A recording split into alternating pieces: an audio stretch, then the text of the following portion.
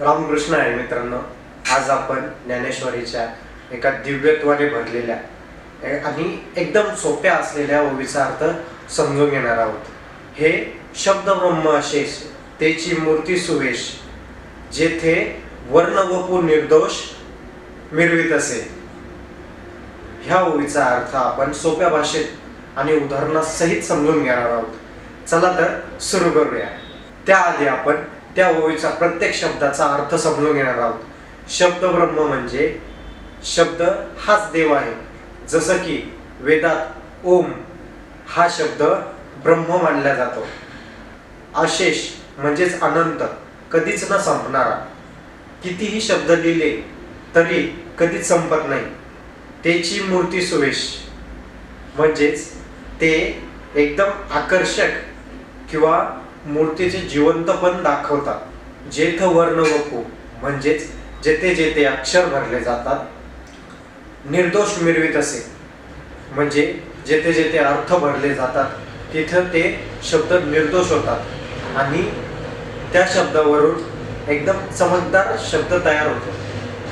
सोप्या शब्दात सांगायचं झालं तर शब्द हाच देव आहे। तो कधीच संपत नाही। जेव्हा आपण कविता लिहितो किंवा भजन गातो आणि गीता वाचतो तेव्हा शब्दाची सुंदर मूर्ती तयार होते आणि ती पण कधी न चुकलेली। आता त्याचं उदाहरण पाहू।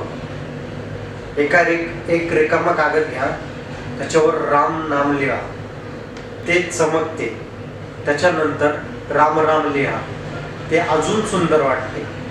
ते कितीही लिहा जणू ईश्वरच वाटतो, ते कधीच संपत नाही। ही ओवी ज्ञानेश्वरीच्या पहिल्या अध्यायात आहे। माऊली याच्यात भगवद्गीतेचे वर्णन करतात। गीतेचे शब्द हे शब्द ब्रह्म आहे। जेव्हा श्रीकृष्ण बोलतात तेव्हा ते शब्द निर्दोष चमकतात। खास गोष्ट सांगायची झाली तर माऊली म्हणतात शब्द वाचूनच ईश्वराची अनुभूती येते।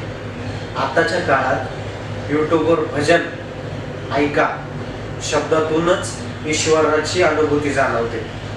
ही झाली अजून एका सोप्या ओवीची अर्थसहित उदाहरणं। अजून काही ज्ञानेश्वरीच्या ओव्या हव्या असतील तर आपल्या पेजला सबस्क्राईब करा आणि लाईक करा। रामकृष्ण आहे।